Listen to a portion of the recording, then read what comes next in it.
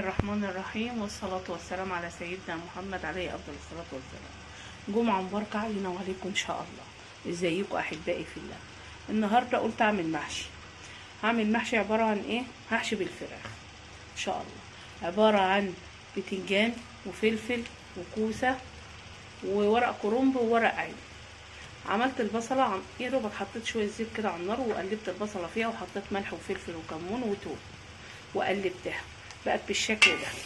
ان شاء الله هحط عليها ايه؟ الطماطم. بعد ما احط عليها الطماطم هحط الخضره وايه واسبكها شويه مع الرز. هحط الطماطم دلوقتي، حطيت عليها توابلها ملح وفلفل وكمون وشويه شوربه لو عندك حطي.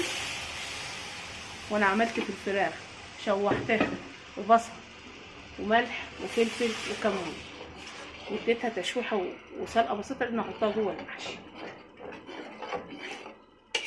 هسيبها تتسبك شويه على ما احرط الخضره واغسل الرز.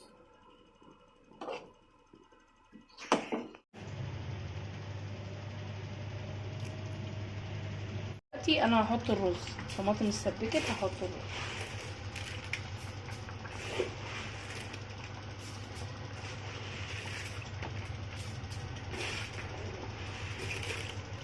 هتاخد تسبيكه بسيطه وهحط الخضره وهحط توم بكمون وفلفل ني معاها عشان يخلي ريحتها جميله جدا.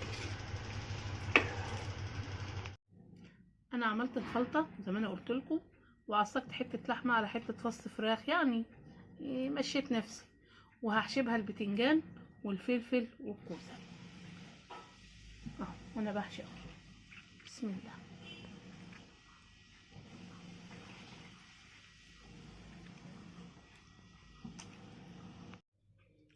دلوقتي المحشي خلص وبالهنا والشفا. عجبتكم الوصفه؟ ما تنسونيش في اللايك والشير واشتراك القناه.